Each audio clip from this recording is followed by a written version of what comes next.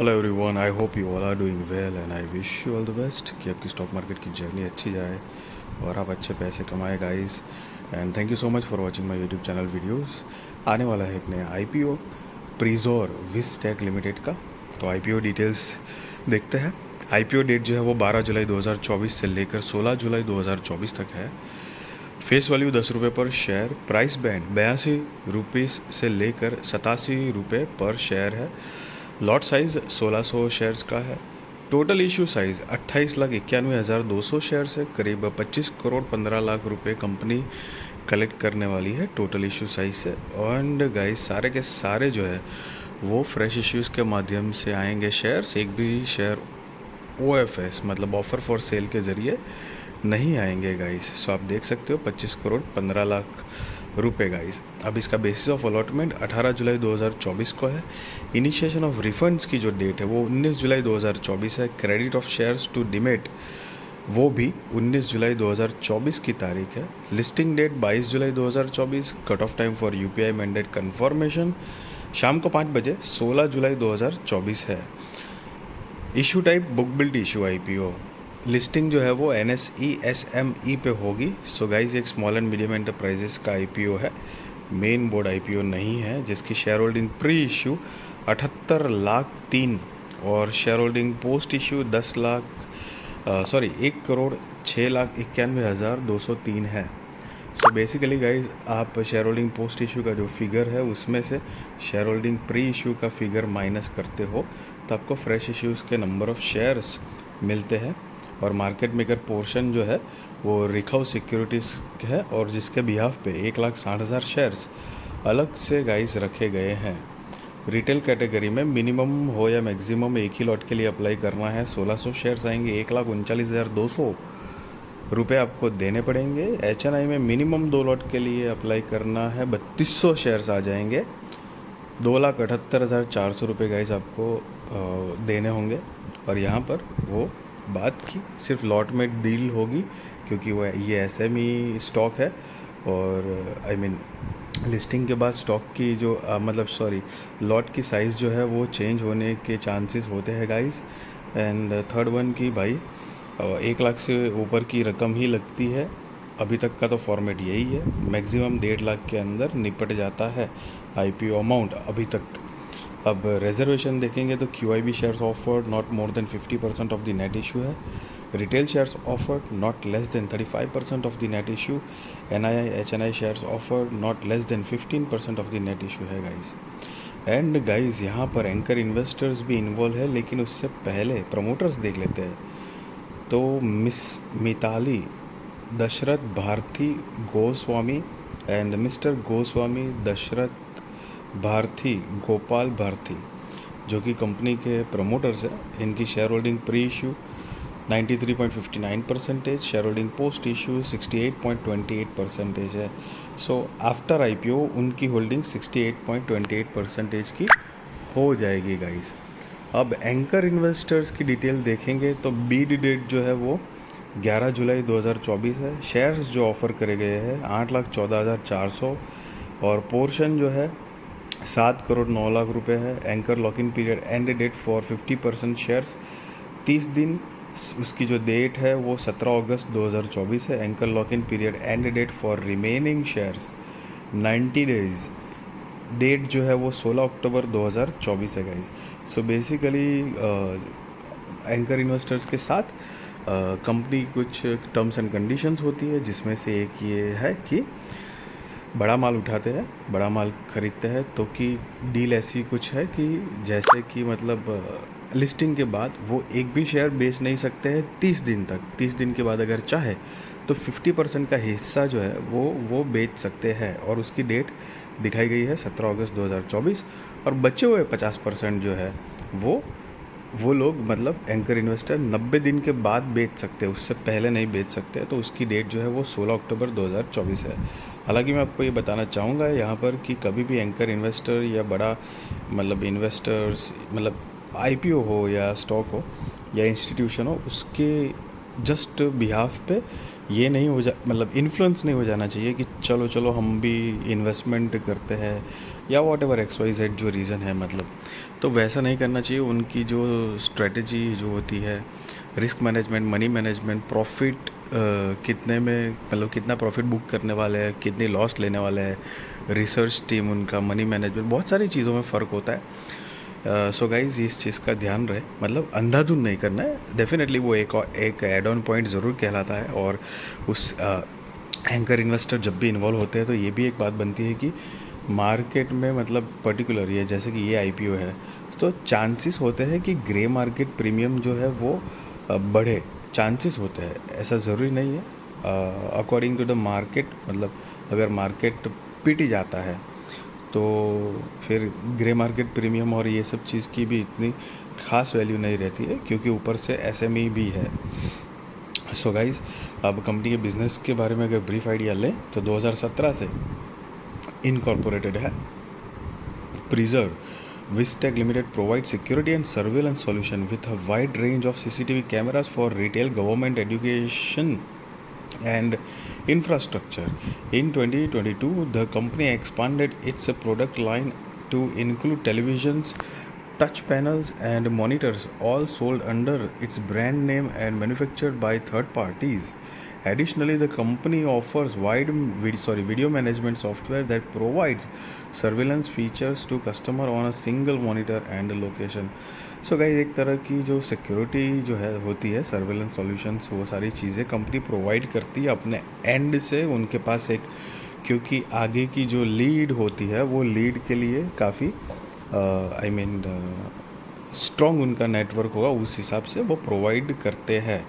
जैसे कि समटाइम्स होता है कि एक एग्जांपल के तौर पे कि मान लो कि कुछ ऐसे कुछ भी ऐसी कॉन्स्पिरेंसी चीज़ें हुई मान लो आप जिस सोसाइटी में रह रहे हो तो वहाँ की सीसीटीवी कैमरा तो मानो लगे हुए हैं, लेकिन चालू भी है, रिकॉर्ड भी हुआ है, लेकिन कुछ लोग हैं किसी वजह से वो रिकॉर्डिंग दे नहीं पा रहे हैं। तो ऐसे सस्पेक्ट करने के लिए फर्दर टीम इनकी, मतलब क्योंकि रिकॉर्ड और सारी डिटेल्स जो होती है वो इनके पास भी कहीं ना कहीं रहती है, तो ये सारी चीज़ों के हेल्पफुल हो सकते हैं गाइस। और तो ये एक तरह से सिक्योरिटी प्रोवाइड करते हैं, सर्वेलेंस सॉल्यूशन देते हैं। तो उनके दो मेन डिवीज़न है जो कि security and surveillance solutions, including network cameras, high definition analog cameras, network video recorders and digital video recorders, LED television monitor and touch panels. The company has supplied product across 17 states and 2 union territories in India, namely Andhra Pradesh, Assam, Delhi, Goa, Gujarat, Haryana, Karnataka, Kerala, Madhya Pradesh, Maharashtra, Punjab, Rajasthan, Sikkim, Tamil Nadu, Telangana, Uttar Pradesh and West Bengal, as well as the union territories of Andaman and Nicobar Island and Jammu and Kashmir. तो ये सारे states में कहीं ना कहीं provide करते हैं। तो उनका एक तरह से ये सारे स्टेट में कुछ ना कुछ तो क्लाइंटल बेस है। अब कंपनी को चाहिए सो सर्टिफिकेशन है, और कंपनी के पास जो है वो 2024 जुलाई तक में 29 परमानेंट एम्प्लॉय की टीम है जो कि अलग अलग डिपार्टमेंट में काम करते हैं। और अब मिला जुला की कंपनी का बिज़नेस की बात करेंगे कि एक्चुअली मेन बात है कि कंपनी बिज़नेस क्या जनरेट कर पा रही है। तो कि यहाँ पर 31 मार्च 2022, 23 और 24 के फाइनेंशियल्स है। तो चलिए गाइस देखते हैं कि कंपेयर करके कि कंपनी ने क्या प्रोग्रेस किया हुआ है ये 2-3 साल में। तो कि असेट जो है वो, ओके गाइस ये सारे फिगर्स जो है वो लैक्स में है, मैं आपको करोड़ में कन्वर्ट करके बताता हूँ। चलिए, तो कि असेट जो है वो 31 मार्च 2022 में 5 करोड़ 38 लाख रुपए के आसपास थी, जो कि बढ़कर 31 मार्च 2024 में 24 करोड़ 61 लाख रुपए के आसपास हुई है। रेवेन्यू 8 करोड़ 70 लाख से बढ़कर 35 करोड़ 68 लाख रुपए के आसपास हुई है। प्रॉफिट आफ्टर टैक्स 3 लाख से बढ़कर 5 करोड़ 57 लाख रुपए के आसपास हुई है। नेटवर्थ जो है वो 87 लाख रुपए से बढ़कर 6 करोड़ 66 लाख रुपए के आसपास हुई है। रिजर्व्स एंड सरप्लस 7 लाख से बढ़कर 5 करोड़ 86 लाख रुपए के आसपास हुई है। टोटल बोरोइंग्स जो है वो 3 करोड़ 13 लाख रुपए से बढ़कर 9 करोड़ 64 लाख रुपए के आसपास हुई है। और आप ये पढ़ सकते हो, नीचे अमाउंट इन लैक्स लिखा हुआ है, मैंने आपको करोड़ में कन्वर्ट करके बताया हुआ है। अब देखो गाइस, फाइनेंशियल्स की बात करें तो कंपनी के अंदर मतलब 2-3 साल में जो प्रोग्रेस दिख रहा है, definitely revenue, net profit, asset, reserves, net worth, ये सारे चीज़ों में काफ़ी अच्छा प्रोग्रेस है। बोरिंग्स भी साथ साथ में बढ़ी हुई है, बट नेवरदलेस बोरिंग्स का कंपनी यूज़ कैसे करती है अपने बिजनेस के लिए, आगे ग्रोथ डेवलपमेंट के लिए, वो ज़्यादा मैटर करता है। क्योंकि बोरिंग्स जो है वो तो बहुत सारी कंपनीज लेती है, लेकिन कर्ज़ा जो है वो क्योंकि ब्याज भी चढ़ता है, तो उस हिसाब से कंपनी को बहुत ज़्यादा साउंड टेक केयर करना पड़ता है कि हमारा जो बिज़नेस है वो बिज़नेस बढ़िया से रन कर पाएगा। सो बेसिकली कंपनी एक अच्छा बिज़नेस जनरेट कर पा रही है ये प्रोफाइल के हिसाब से। और गाइस कंपनी 93 करोड़ रुपए के आसपास का मार्केट कैपिटलाइजेशन है, मतलब बहुत छोटी कंपनी है। मैं आपको कहीं पर वैसे बता भी चुका हूँ कि एसएमई है तो एसएमई कंपनीज का मार्केट कैपिटलाइजेशन छोटा ही होता है, और उसी हिसाब से मतलब उनकी एक अलग से कैटेगरी बनाई गई है, मतलब सेबी एक्सचेंज के थ्रू एक टाइम पे कि भाई आप छोटे एंटरप्राइजेस छोटे बिजनेस वाले हो तो आपको भी फंड रेज करना है तो कोई बात नहीं, आप भी आ जाइए, अपना आईपीओ लाइए, फंड रेज करिए, और फ्यूचर में अगर आप बढ़िया प्रोग्रेस करते हैं, बहुत अच्छा प्रोग्रेस आपका दिखता है, तो एसएमई से आपको मेन बोर्ड में शिफ्ट कर दिया जाएगा। So that is like what is, मोटा मोटी मैं आपको ऊपर से कॉन्सेप्ट बता रहा हूँ, ठीक है। तो इस तरह का सिस्टम है। और और एसएमई कंपनीज होती है ना, तो नॉर्मली मतलब 70 to 80% आप यही समझ लो कि 2-5 करोड़ से लेकर 150 करोड़ मैक्सिमम, उसके अंदर मार्केट कैपिटलाइजेशन जो होता है वो निपट जाता है। बहुत कम कंपनियां होती है जिसका 150 से ऊपर, मतलब 160, 250, 200, 250 ऐसे करोड़ में मार्केट कैपिटलाइजेशन होता है। बट नेवरदलेस कंपनी के अंदर पॉजिटिव बात करें तो एंकर इन्वेस्टर इन्वॉल्व है, प्लस बिजनेस प्रोफाइल जो दिख रही है, फाइनेंशियल प्रोफाइल 2-3 साल की, वो एक डिसेंट अच्छी स्ट्रॉन्ग तो दिख रही है। और मार्केट कैपिटलाइजेशन जो है वो तो मैंने आपको समझाया कि इतने छोटे ही होती है कंपनीज। अब आरओई की बात करें तो 143.86% है, debt to equity 1.45, RONW 83.67%, PBV 9.67, PAT margin 15.63 है गाइस। अब यहाँ पर EPS देखेंगे तो pre IPO 7.15, post IPO 5.21, PX pre IPO 12.17, post IPO 16.69 है गाइस।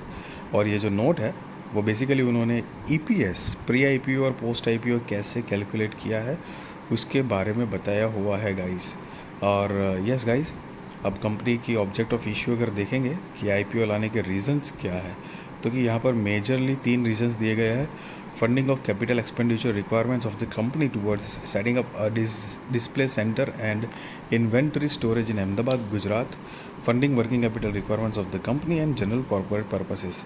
सो ये 3 मेजर रीजंस यहाँ पर कंपनी ने दिए हुए हैं guys. And yes guys, company का जिस तरह से फाइनेंशियल्स देखे है, और डेफिनेटली एक बात तो है कि ये जो सिक्योरिटीज़ एंड सर्वेलेंस सर्विसेज का जो बिज़नेस है वो एक तरह से आई मीन आपने खुद थोड़ा सा अगर ऑब्ज़र्व किया होगा कि एक 10-15 साल पीछे चले जाएं तो यही चीज़ भी कि मतलब सिक्योरिटी है, मतलब कैमरास है, या कैमरा में भी अपडेटेड कैमरास है, और video recording, audio recording, memory base, बहुत सारी चीज़ों में आई मीन फ़र्क आया हुआ है। तो डेफिनेटली उसका जो बिज़नेस है वो बिज़नेस ग्रोथ बढ़ा ही है, and more things are happening in that way. So एक तरह से थोड़ी सी पॉजिटिव बात वो भी है, सही। अब देखते हैं कंपनी क्या आगे प्रोग्रेस करना चाहती है। हालांकि मैं आपको कोई बाय और सेल रिकमेंडेशन नहीं दे रहा हूँ, ना ही मैं आपको ये बता रहा हूँ कि आप आईपीओ में अप्लाई करो या ना करो। That is depend on your risk research, financial adviser को पूछ कर करना guys. But I wish you all the best कि आपकी स्टॉक मार्केट की जर्नी अच्छी रहे, आप अच्छे पैसे कमाए guys. Be responsible trader, be responsible investor, value your money guys. And yes, video अच्छी लगी तो ज़रूर लाइक शेयर सब्सक्राइब करिए। आपके सारे कॉन्टेक्ट के साथ भी मेरी वीडियो चैनल शेयर करिए ताकि उनकी भी स्टॉक मार्केट की जर्नी और भी ज़्यादा कॉन्फिडेंट सक्सेसफुल अवर हो पाएगा guys. Thank you so much for watching this video.